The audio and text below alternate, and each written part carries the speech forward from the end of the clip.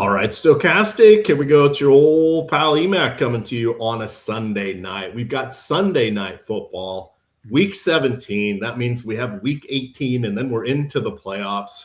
For those of you worried, there will be games flexing out to Saturday. There's 2 games on ABC and ESPN Saturday, and then there will be Sunday night football, no Monday night football. But Greg and I were discussing prior to this, there's two games with serious implications. Tampa is hosting Carolina. Winner gets the NFC South. And then because Pittsburgh lost to Cleveland, of all teams, they have to battle the Ravens now. So there's 2 of the 3 primetime games that we can tell where they'll be flexed. We don't know which days, but those will at least be on TV. And there's probably one other one we're not thinking of that someone can jump like 2 or 3 spots in the seating. So that'll probably be the other one. But how did your day go? And why do you hate the Raiders so much like I do? Yeah. So I had too much of Genty. So I did not have a good day. It was actually my worst. I had a really good NFL season overall. And then today I lost half my entry fees, which made for my worst week of the regular season, which is the last regular season week of 2025. So not the best way to end 2025 from a football DFS standpoint. And some of that was due to the Raiders, but also, it was just on some wrong positions for the slate. Like I thought I had a good read on the Igbuka situation. I thought he was a good contrarian option based on some of the coach speak. Did not end up being the case at all. That was not a thing whatsoever. I thought at the very least, because the offensive coordinator had said that they were really prioritizing involving Igbuka this week, and they especially wanted to get him going early. So just reading that, like some books were posting 3.5, other books had 4.5 receiving yards as his first quarter line. I thought they were just going to open the game with a screen pass to him based on what the offensive coordinator said. And he had 0 targets in the first half. So that was something that didn't work out for me. And then, I just didn't have high end lineups for the DFS slate. Like I didn't have live lineups in the top 1%. Anything I had that cashed was just min cashes. Yeah, that's basically what happened to me here on DraftKings. I was in the FanDuel, whatever they call their free roll for. There was like 700 of us competing for $20,000. I think I got $20 out of that one. Let's go look. I always forget to enter those things. There was a you were one of the 13. I went and counted how many there were. Yeah, I min cashed for $20. That's nice. What you get for spending $5,000 a month at FanDuel.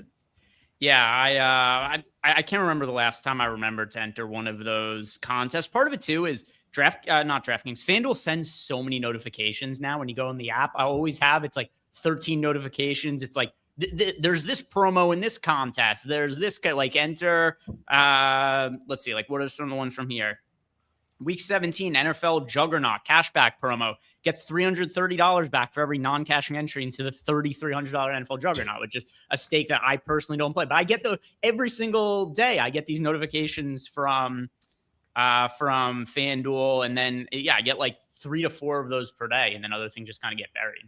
But anyway, to answer what you initially said, the Raiders, they had a job to do, and they absolutely accomplished it today. The favorite part that I had of the entire game, I posted a picture of this, is at the tail end of the game, the Raiders go for 4th and 16, and Kenny Pickett throws like an 8-yard pass, the perfect way for that game to end.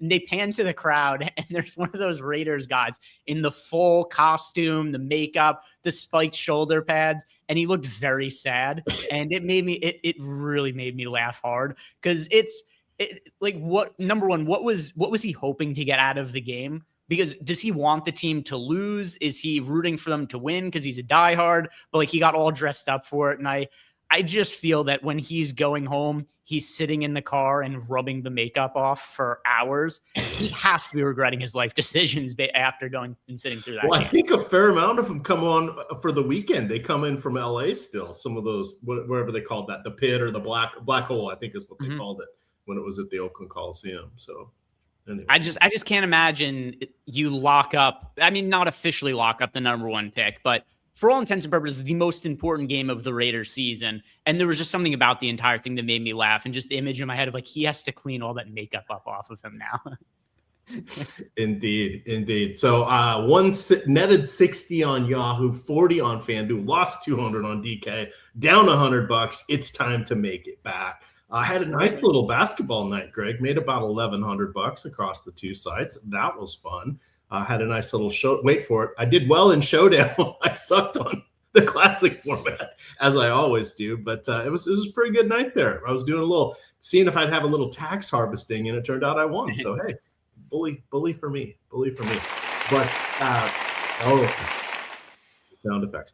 All right, so we have a bunch of people trickling in here. Games are over.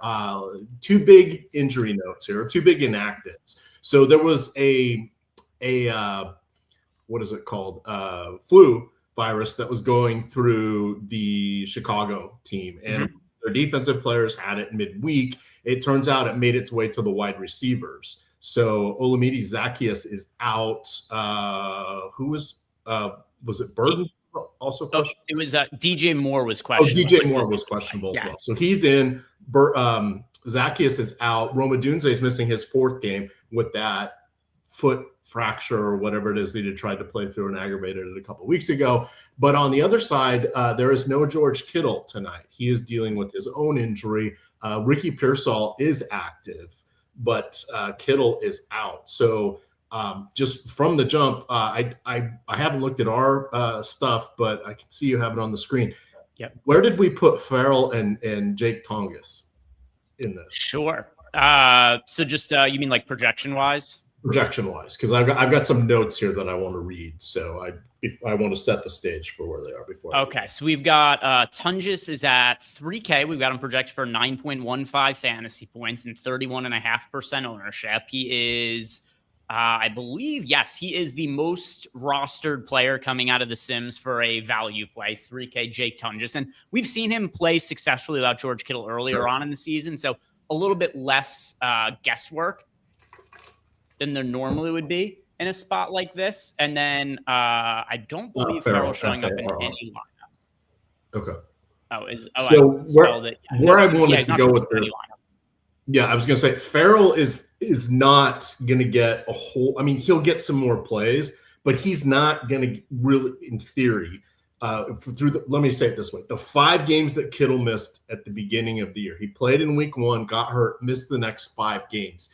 In those 5 games, Tonjes got 33 targets, 22 receptions, 210 yards, and 2 touchdowns.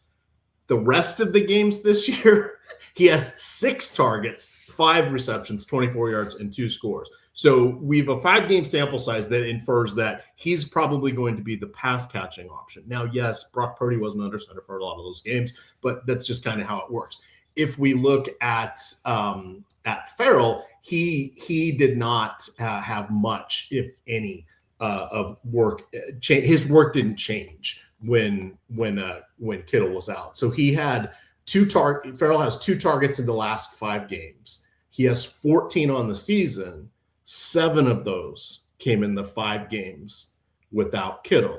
So the thought is he's probably earmarked for 2.3 or 2.7 targets tonight. So yes, he's in play, and we can always see a touchdown, whatever. But Tongas is the guy that we really want from that. And I just wanted to talk about that because I saw some early projections from other sites that were boosting Farrell, and it's like, guys, we have a sample size. We know what probably is going to transpire 5 games worth, even though it was a lifetime ago in NFL terms. But that's because I see people asking in chat, do we play him at captain?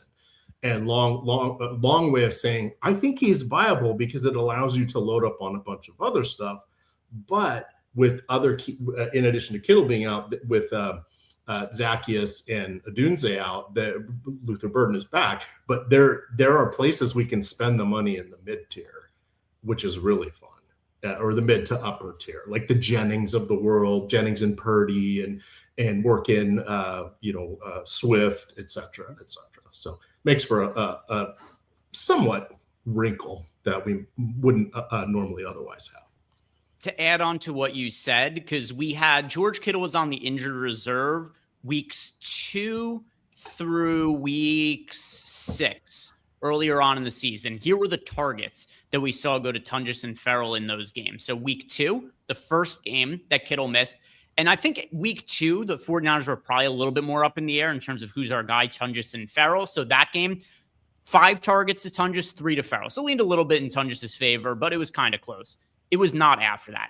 The games succeeding that, 3 targets for Tunges, 0 to Ferrell, 5 targets to Tunges, 2 to Ferrell, 11 targets to Tunges, 2 to Ferrell, and then you had 7 targets to Tunges and 0 to Ferrell. Overall for the season, we've seen Tunges targeted 37 times. Ferrell's been targeted 14 times. As far as snaps played for the season, we've got, let's see, for snaps, we have, oh, here we go. Yeah, for snaps overall for the season, that's also in favor of Tunges, at least on the offensive side of things. So in the games that Kittle missed, you saw pretty regularly Tunges play like 80% of snaps, and Ferrell was at like 40 to 50% of snaps. Yep, that makes sense. And both of them, when Kittle is playing, are around 20 to 30%. So, but neither of them gets any target volume. So this is kind of one of those, hey, it's a prove it spot, right? We know what we think should happen. I want to be over the field on that. Now, a good point here in chat saying, well, won't all the Tunges lineups be similar? Well, the Sims can help us out with that by finding a more unique combination of players, by leaving a little bit of salary on the table. Maybe instead of playing Jennings or something, you go to one of the kickers, etc. So there are ways to get unique, or at least not the massive dupe. Whichever one uses all the salary, that's going to be really duped today. So. Yeah, so we don't get that much of Tunges at captain. He's pretty contrarian, though. He's only projected for 1% ownership in the captain spot. We get him in 4% of lineup. So overweight to the field, but ultimately somebody who's not showing up in a massive amount of lineups in the captain spot. Let's see. Let's look at some of the top Jake Tunges captain lineups. Let's see. Let's go to captain contains Tunges. And all right, so here's some of the top ones. I do have unique sets, so some of these lineups are passed over, but top lineup here, and almost none of the ones, of the lineups that we have favorited, almost none of them are projected to be duped heavily here, Emacs. That is worth noting. But the number 1 lineup here with Jake Tunges, it is, or Tunges in the captain spot, I should say. It's Tunges, Purdy, Caleb Williams, DeAndre Swift, Juwan Jennings, Luther Burden. It does leave $1,500 in salary on the table, but individually, those are all pretty reasonable plays. Once again, I'll read this to you again, Emac. Tunges, Purdy, Caleb Williams, DeAndre Swift, Juwan Jennings, Luther Burden, not projected for any dupes in that particular lineup. So I do think that there's ways that you could play Tunges and not be, crazy heavily duped. The key is just going to probably be to leave some salary on the table, which I don't think is all that hard to do for this slate. All right, I am dropping my my summary link here into YouTube. This is on Tails. So the articles I used to write that were on Stochastic, they're now on Tails. So they're in modular format there. I'm dropping the summary page, but I break down each team, and then I do top 10 with comments, middle tier with comments, and the lottery tickets with comments. That's all free. Follow me on Tails. Greg, I'm up to 362. Nice little growth from yesterday afternoon when I was at, like 325. So thank you. Appreciate that, everybody. Follow me there. You guys can always follow me at Emac DFS on Twitter. I will post the links to those content, to that content there. But a reminder, we got a whole bunch of fun stuff over there on Tails. Countless free wagers, DFS advice, etc. over there. More than 200 contributors. My stuff is always going to be free there. Lofty's will be free. Josh Engelman's will be free. Ben, Greg, Eric, they are all have a few pay things, but they're putting out a couple free wagers per day. Plus, most of the contributors over there are also putting out free wagers because they want you to see what they're thinking, how they're doing, etc. So get a taste, dabble, see if it's something that you like, and then you can join for the the more premium packages like Lindy and DK DFS, etc. DFS and Donuts. Those guys are all having a strong posted ROI. So you guys can check that out. And last thing before we get into the analysis, we got to give some gifts. The season's almost over, Greg. We got to give some gifts. So how about we throw out 20% off today? Does that feel good? Do you think Tom would allow that? I hope so. If not, I'd be concerned he isn't paying attention because we're running this on shows for the last handful of days. And you guys, this is the final call because this deal, I set up the promo to expire tonight, right at midnight. So at 12 tonight, this promo code is going to turn off. It is 20% off any DFS package, monthly, weekly, core, max, all access, single sport, 20% off anything you want with the promo code GIFT. And you've got 4 hours and 14 minutes to take advantage of it. Then it turns off for good. All right, there we go. Good times. Oh, I'm on the basketball page. Sorry if I'm not in the I'm not in the football one. If you want to rechange that, but so it makes no difference. Makes it. Yeah, there we go. Yeah. Basketball's going on right now. 2 games tipping off at 9 and 9:30. Wrapping up the slate. It would be if we went over to the football one, it would be all the same overlays and whatnot anyway. So it doesn't matter.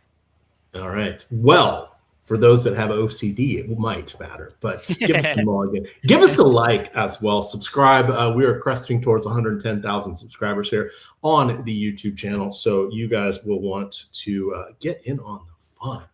All right. Hitting the high notes here. So with Green Bay losing last night, Chicago has clinched the NFC North title. However, they have motivation today. If they win out, they will get the number 1 seed. So that's key. I think that's the way all the tiebreakers work. It was as of this morning. Seattle's still going to be in that mix, but they have a tough game next week. And the 49ers are in that mix, but Chicago can take care of that tonight. 49ers want to win because while they are also in the playoffs, they have a shot at the number 1 seed here. Everybody's chasing Seattle, but the 49ers, I believe, do have the tiebreakers over Seattle. So that's the big difference amongst all of these. So both sides have motivation. Now, if the game's lopsided or out of hand, could we see them rest some of the key players? Sure. But we can say that about, every game for the last 3 weeks of the season. If it just doesn't matter, they're going to protect it. They're going to go into asset protection mode here. But it should be everybody, all hands on deck for both teams. And it's a relatively close projection here as well, or a point spread. I think it was just over a field goal for the 49ers. So that is key. We mentioned earlier, Dunze's out for his 4th straight. Luther Burton, the rookie, missed last week with an ankle issue. He's back this week. We talked about the illnesses. Those have knocked out Olamide Zaccheaus. It looks like DJ Moore will be playing, but he did get listed as questionable shortly after the kickoff of the 1 o'clock games. So important to call that out as well. The reason that we like Chicago is the 49ers have not exactly faced a murderer's row of quarterbacks. 8 of the last 11 quarterbacks to face the 49ers have thrown for multiple touchdowns. Now, the yardage hasn't really been there, but 8 of 11 getting multiple touchdowns is key. 3 of the 4 who didn't, Jackson Dart, Cam Ward, Shadur Sanders. Rookies. So that bodes well for Williams, who he's in the 2-step forward, 1-step back mode in his 2nd season, but he has at least improved throughout the year, and he's got decent pass catchers, even missing Odunze. We've got Colton Loveland, Colston Loveland is up there, and then Cole Kmet. Now, one call out here is last week they played, I want to say it was almost half the snaps with multiple tight ends. It might have even been a little bit higher. We are probably going to see 40% multiple tight ends just with the way the receiver core works. And because Loveland is enough of a dynamic threat, he's he's more of a Dalton Kincaid type. He can still block in line, but he is a playmaker. And Cole Kmet, remember, he got the bag a year and a half ago before they drafted Loveland. So Kmet is capable as well. Those guys are cheap, and there's just more targets to go around. So the passing game here for the Bears, it's not a slam dunk spot, but it does look favorable for Caleb Williams on that. How do you feel about the Chicago passing game, Greg? Yeah, and one thing that is notable too about some of these players who have illnesses, so like Ted McMillan, for example, he was downgraded to questionable about 3 hours before the start of today's games. I guess a little bit longer, a little bit before that, maybe like 3.5, but whatever. You guys get the idea. It was a late day downgrade, and he played, but sort of didn't play. He had 1 catch for 5 yards and was pretty uninvolved. So, you never know how sick some of these guys are, because Ted McMillan probably did more harm than good by suiting up today when you're going to be that ineffective in the offense. So I would be lying if I said that isn't something that concerns me about DJ Moore. And as it currently stands, he's not really showing up in that many lineups. Only got him in 16% of lineups overall in the flex at 17% projected ownership. And in the captain spot, he's not really showing up at all. So all this is to say, I really like getting to Luther Burden tonight, Emac. There's going to be no Roma Dunze. He's reasonably priced at $6,800. He's not all that popular either, only 28% ownership in the flex. I also think he's a viable contrarian captain pick at 4% ownership, because you just think about this. Noah Dunze, DJ Moore, not for sure limited, but potentially going to be limited with the illness. And when we've seen Burden get the ball, he hasn't gotten it a ton this year because of how much depth they have at pass catcher, but he's shown to be pretty dynamic. So he's one of my favorite lower owned players, with low owned being relative to a 1-game slate. Sure, and that makes sense. I know some people are going, oh, but Jordan and whatever. These guys are getting hit. If you got a rumbly in your tumbly and you're getting hit as hard as these guys are, that's not going to feel good. If you have a headache, fever, nausea, cold, I'm going to go into the Pepto-Bismol out there. But if you're feeling like sick, football's not really the sport to help you out. Now, these guys will load up on Imodium and IVs and whatever they are, but it just, at some point, sometimes you can't control what's happening here. So I like the call to come in under DJ Moore. It's a shame he was kind of the hero last week, right? He had the overtime touchdown and I forget, it was third quarter touchdown or whatever it was, but at least he seems to be back focused. On this one. That just reminded me of a funny personal story that I haven't thought of for a really long time. Yeah, sure, whatever. It doesn't matter. So when how long? I guess like 3-4 years ago, my grandpa passed away, and it was late in the night. So we all drove to my grandma's house just to like support her, see how she was doing. And she opened the door, and the first thing I said is there anything I could do for you? Like, I love you, gave her a hug. And her answer, it was so funny because it was so unexpected. She said, I ran out of Imodium in case I get diarrhea. Can you go to the CVS for me? That was like her one request. So when you brought up Imodium just now, like, I never hear anybody talk about Imodium. It's very much an old person thing, like take Imodium for an upset stomach. It just made, for whatever reason, that was the first thing made me think of. And I haven't thought of that for like 2 years. Yes. Well, a lot of runners do it. And those of us who walk half marathons do as well morning up, because it's like, you don't want to have to go to the bathroom when you're out on a race course. So I assume football players are doing something similar. It was so funny to me. Like, that was what she was thinking at that moment. Just the entire time. She's like, oh, what am I going to do if I get diarrhea now? Oh, poor grandma. Poor grandma. Running game. Are you a Kyle Manun guy? All right. I like the pun there. So I've always found it difficult, or not always, but over the last handful of weeks, I should say, I found it difficult to differentiate in between Manungai and DeAndre Swift, just because it is a split backfield. For main slates, I find it easy to just be like, hey, split backfield for a main slate, I just don't bother with it more often than not. But you can't really do that for a showdown slate. And then oftentimes for showdowns, Emac, I'll just kind of default to who is the lower owned of the two. Now, our sims are getting us underweight to both Swift and Manungai. Manungai is showing up in 15% of lineups with 21% ownership. Swift is showing up in 27% of lineups with 33% ownership. If I have to pick one, I'm just going to go to the lower owned and cheaper guy, Manungai, because I think both of them are capable backs, and obviously different points of their careers. But when there's this much uncertainty, by the way, the 49ers defense looked atrocious last week against Phillip Rivers. Rivers has played 3 games. He looked terrible in 2 of them, and then he had the one good game against the 49ers. Now you have to look back after what Rivers looked like today and just be like, how good was Rivers last week versus how dog shit is his 49ers defense right now? So, I don't want to completely write off the running backs here, but I'll go with the lower owned one and the cheaper one, and Manungai, forced to choose in between the two. Okay, and he's $1,000 cheaper on both sites than Swift.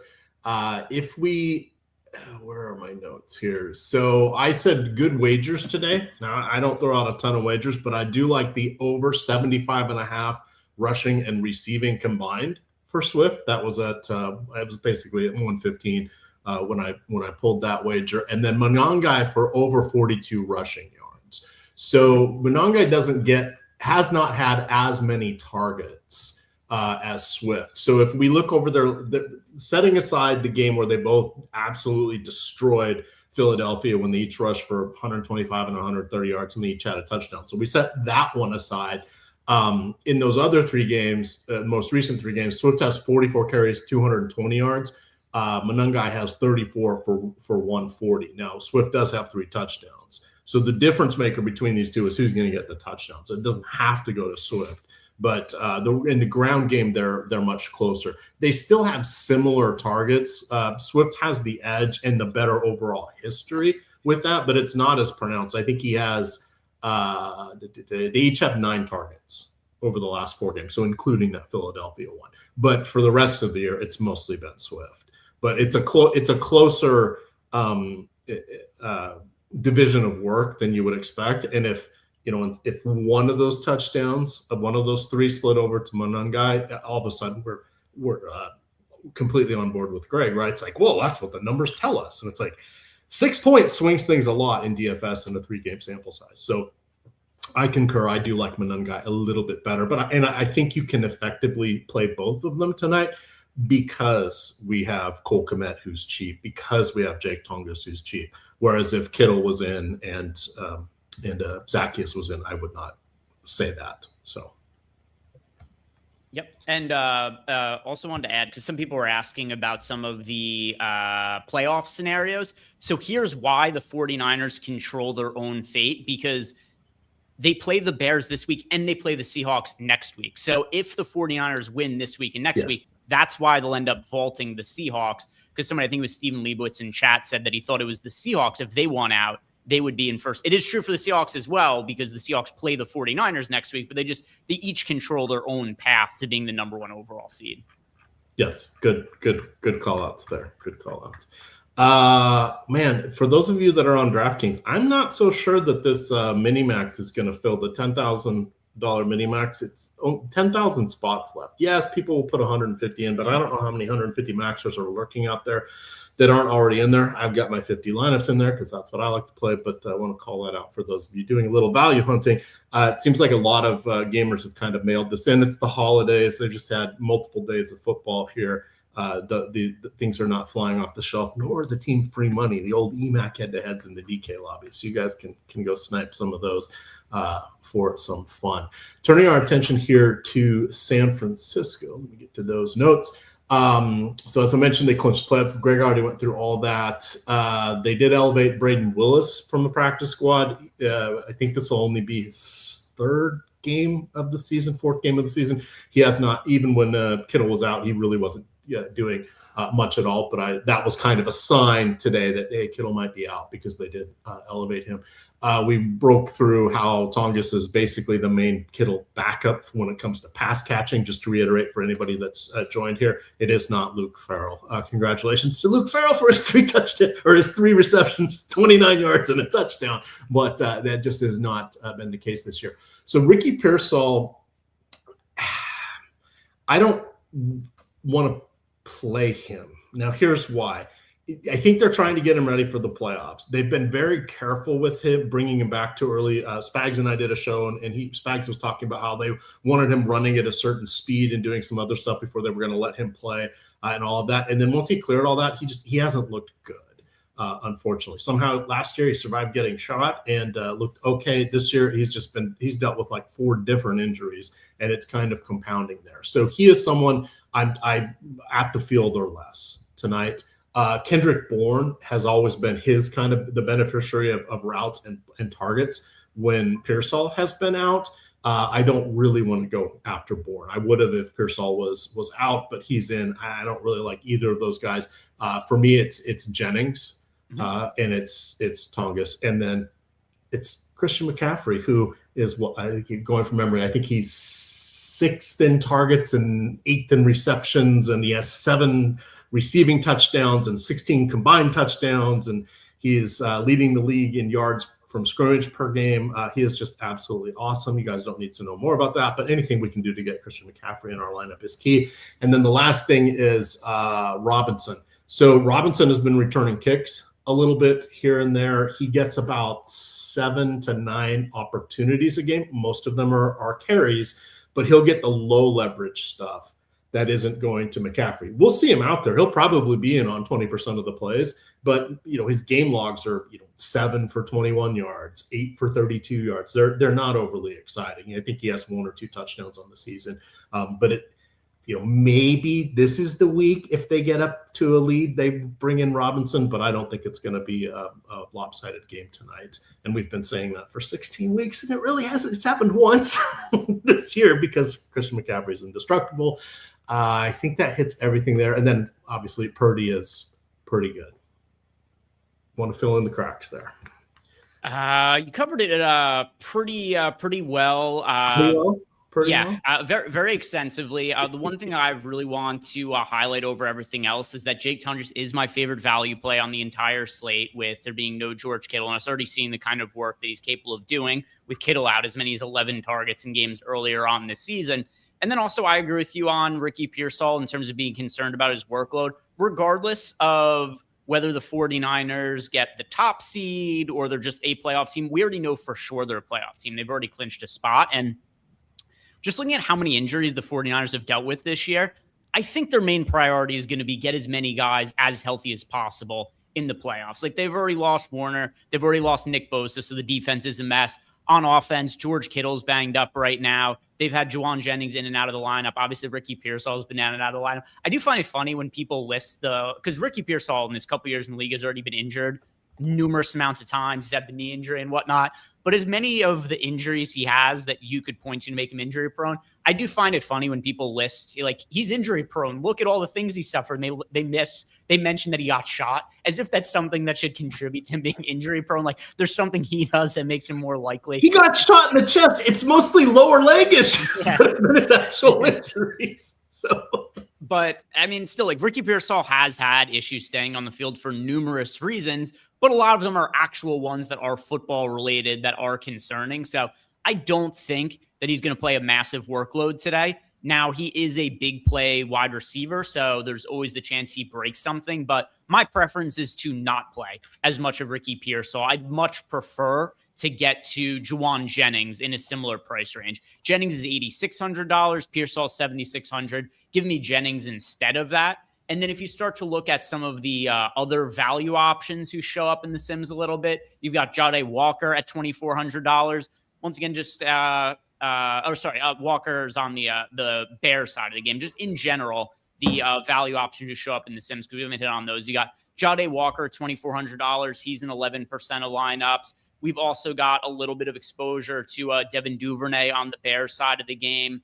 And then on the 49ers side, let's see, who's showing up as a value option?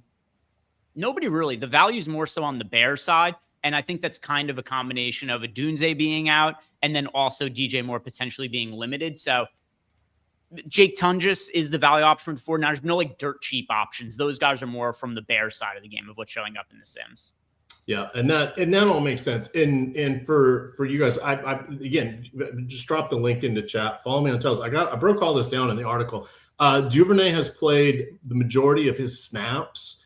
He had 17, I believe, on offense last week. We remember him from his days as the kick returner, part-time receiver here and there with Baltimore. He's kind of the vertical threat receiver, but he has been a coveted option in the return game at all of his stops. So he's kind of a dynamic guy. He is, used to be the $400 or $800 DK value that we would go after in the early season when there wasn't a lot of value, but he is a capable receiver for the Bears there. Sky Moore also has seen more. He's the main kick returner, punt returner for the 49ers. He has seen 7 or 8 offensive snaps this week, and I think he had 3 or 4 last week. That's essentially his first action. Like, he hadn't been on the field on offense in like 6 or 7 games before that. But with the various injuries, and he could morph and see a little bit with Kittle out. And then Robinson is the other guy for the 49ers. He got his first touchdown as a 49er last week, but I think he had 2 targets this week, 2 targets last week, and I think he only has like 7 on the season. So he's more or less an afterthought at this point. But just breaking that out, these are capable guys. And Walker, the guy that you mentioned, I believe it was his first or second game last week, he did get a touchdown I think he was an undrafted free agent. I can't remember. He's a very late round draft pick, but he is. I think that Burton's going to take those snaps. He'll get very low leverage stuff, filling in some routes for Zacchaeus. Yeah, I tend to agree with that as well. And here, I'll just sort by, I already got it sorted by exposure. So of guys who are sub 3K that show up in lineups, let's see. We've got Cole Kmet in 13% of lineups coming out of the Sims. Jade Walker's in 11% of lineups. We've got Jordan Watkins. So there's one dirt cheap 49ers guy who's in 7% of lineups, nothing crazy. 5% of Devin Duvernay, 5% of JP Richardson. And yeah, that kind of does it for the punts that are coming out of the Sims. Yeah. All right, let me get my upload file set here. I'm going to start running some lineups. We got 14 minutes. Don't get caught watching the paint dry. And suddenly some people jumped into that mini max because now it only has 4,000 spots left. So that was a quick turnaround there. I was a little surprised how quickly that happened, but people sense value. And when it's the 150, you always have to call that out because it's like, well, they can get eaten up real quick, even if it is a few thousand spots for that. Someone was reached out after at the end of the NBA show yesterday, and they're like, "Oh my God, Emac, you were just spitting fire all day yesterday. You know all this stuff." It's like, guys, my job is a host and keep things on track. But I've written over 5,000 articles for daily fantasy sports, so I know all this stuff. People don't know this about Emac. He predicted the 100-point game by Wilt Chamberlain in an article. People don't know that they forgot about it because it was a minute ago. Emac's been around the block. Yeah, so I did not tooting my own horn because you know what? You know what's the toughest thing to do? What Greg does, what Lindy does, putting up bets every day. You want to catch a little double helping of hubris? Post bet recommendations. You real quick can be. Damn, how did that happen? It looks easy. It is not. I promise you guys that. But I wanted to bring this back to Tails. But check this out at Tails. That's where we're pushing some more DFS content over there as well. Kind of trying to make it a one-stop shop for everyone. And you don't have to deal with all the other riffraff on the internet, which is nice. You can deal with our riffraff that we all know and love. So Tex, your arch nemesis. Emac predicted the fall of the Roman Empire. That's a good one. Yeah, Sotex says in an article. Shout out to Sotex. That's very funny.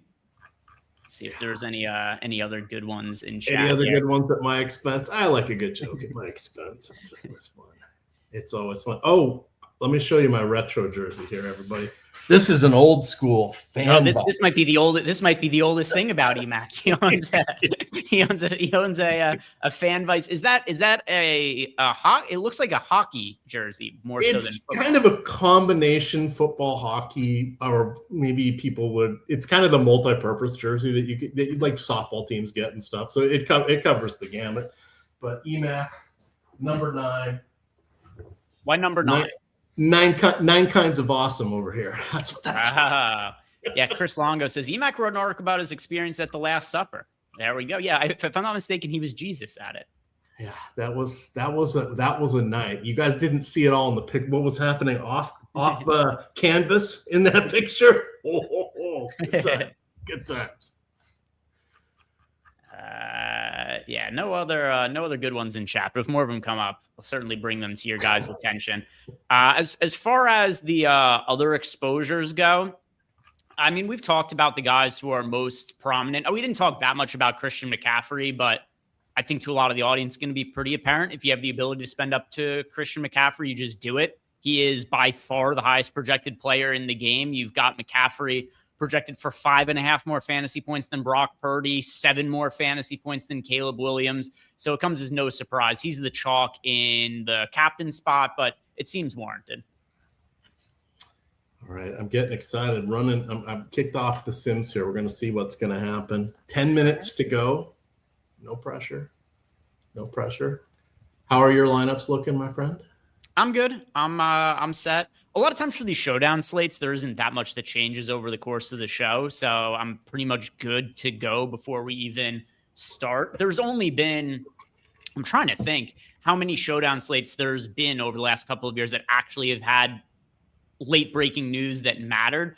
probably the one that mattered the most was it last year or 2 years ago, the Britton Covey game where all of a sudden he was It might have been almost 3 years ago, but yeah, he was suddenly starting at receiver. Yeah, and that broke. It was like 5 minutes before the game started, where there was a beat reporter that said something like, "Oh, looks like Covey's out here warming up with the starters as opposed to the backups," and like AJ Brown and Devonta Smith, I think, were out for that game, and it was uncertain who was going to be the guy to go to in the Eagles passing game. He ended up being a really strong value play at like $1,200 and 7% ownership. Other than that, though, it's really rare that much changes over the course of this show. Yeah, I want to say Lofty was on air for that one, I think. Yeah. Because he did a good job of breaking it down. Since he's an Eagles fan, he was able to kind of suss that out and help everybody through it on there. All right, let's see. Yeah, let me see if I could find that game. The Britton Covey game. I'm sure if I look at his game log, he probably only has like one good game in his entire career. And it's probably just look for his receptions. I think didn't he have like a 17-yarder up the sideline on the first drive? Here it is. So it was last year. It was last year. And this is why it's relative to a 1-game slate. It was a primetime game against the Falcons, a Monday Night Football game. He had 6 catches for 23 yards. But when you're min price with low ownership, he was in the optimal lineup. That could matter a lot. That would never matter on a main slate, but for a showdown slate, you get 6 catches for 23 yards out of a near min price guy. The field didn't play. Yeah, that matters. Yeah, no, that's a good call. And why do I ever doubt your memory? You have one of the best memories for this kind of stuff. We got Willie Jenkins. Emac is so old, he doesn't check injury reports. He checks obituaries. You never know who you're going to say goodbye to. You never know. Sad days, sad times. Are you over or under on McCaffrey? I'm setting the cap at 25%.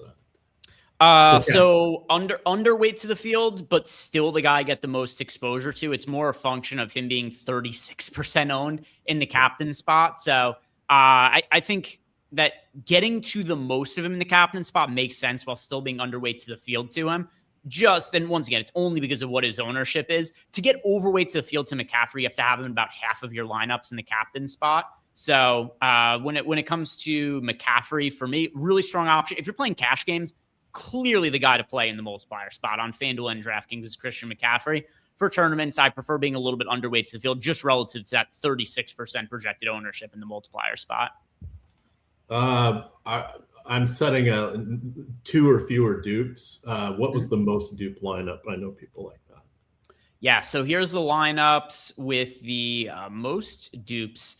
The number one most duped lineup, which no surprise, pretty much all of these lineups are Christian McCaffrey lineups, but McCaffrey, Purdy, Cairo Santos, Colston Loveland, Jake Tunges, Juwan Jennings, that is your most duped lineup. Second most duped lineup, Christian McCaffrey, Brock Purdy, Cairo Santos, Caleb Williams, Colston Loveland, Luke Farrell, and then your third most duped lineup, Christian McCaffrey, Bears defense, Brock Purdy, Caleb. A lot of these other ones are pretty similar in terms of amount of dupes, but most importantly is that basically all of the most duped lineups do contain Christian McCaffrey in that multiplier spot. It's even more so over on FanDuel. So actually, if you want, I'll build out some FanDuel lineups in the contest generator really quick, and then I could show you guys what the dupes look like on FanDuel, because that's probably going to be a little bit even more magnified in terms of the amount of dupes that are showing up.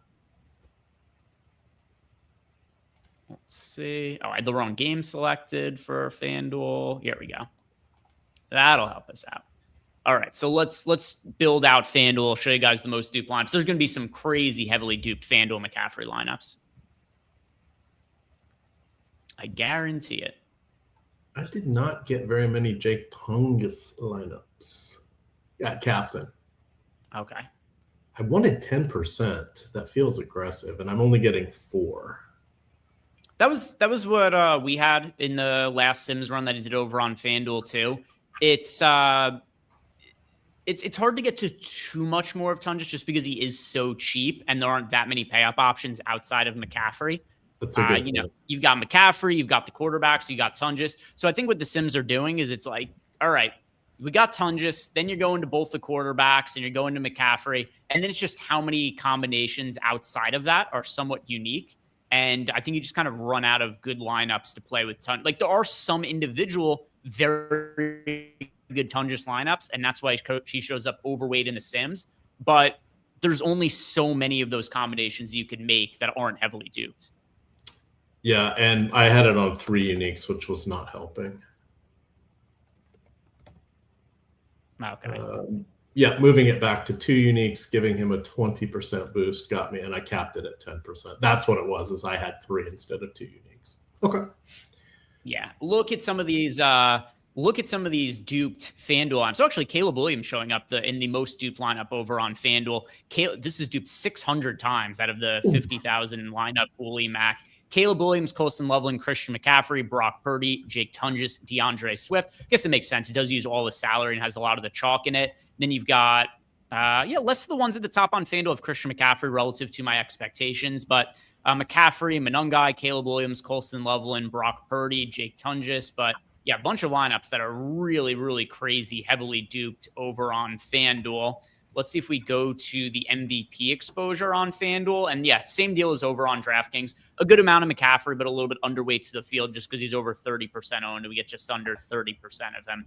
But, still, he's our most rostered captain and MVP coming out of the Sims. That's still underweight to the field just because of the ownership. The guys we got overweight to in the Sims here on the FanDuel side of things that stand out the most. Juwan Jennings, 4% owned, 9% of top lineups. See in the flex, who are we over and underweight to the field to? Underweight on FanDuel to Loveland, Burden, Monungai, and Swift most prominently, and overweight to both the defenses, Tunges, Duvernay. But yeah, outside of the defense, is nothing too, and Jake Tunges, nothing too pronounced on the FanDuel side of things. But for people who are playing FanDuel, those are some of the dupes and the most rostered players on that side also. All right, we have 2 minutes to go here. Make sure you have everything uploaded because you are not going to want to miss the deadline on this one. It should actually be a fun one worth watching tonight because, well, we're down to the wire the rest of the season here. That we are. Okay, that we are. By the way, this is kind of something that's interesting to bring up. Chris Longo, coaches are so stupid. Why'd the Bills go for 2, kick the point after attempt, and go to overtime? Just you're a little bit more likely to convert the 2 points than you are, especially with an offense like the Bills. You are more likely to convert the 2-point conversion than you are to win in overtime, which is going to be, somewhat reliant on a coin flip and some other factors also. But yeah, I'm never going to be upset with teams being aggressive. It's more so the other side. That is more of an issue. That also, people assume that the extra point is automatically good. The extra point is also not automatically good. It misses at a somewhat decent clip. You can't just assume they're going to make the extra point. They're going to miss the extra point. I don't know. Let's see. What percentage of extra points are made this year? They're going to miss it about 3% of the time is my guess. Let's see. And I know that because both kickers tonight are actually pretty good. You have Cairo Santos, longtime kicker. He should enjoy kicking in San Francisco. And then Eddie Pinheiro has 1 miss this season. It's from 50 plus. He leads the league in conversion rate.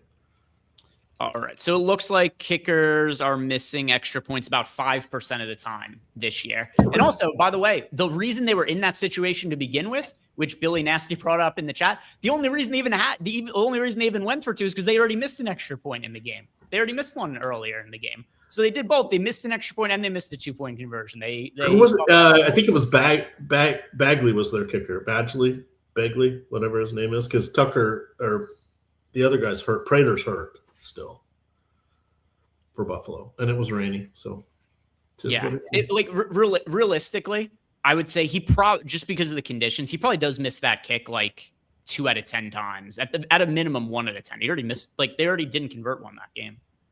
Yeah, and I will say I would have never known that had I not been writing up the kickers for the last 5 years for the Showdown slates. You can tell from when they moved or they changed the rules about 6 or 7 years ago. They tweaked them a little bit, and that's sort of what's happened. So 95% is still pretty good. The elite guys, they still miss 2 or 3 a year.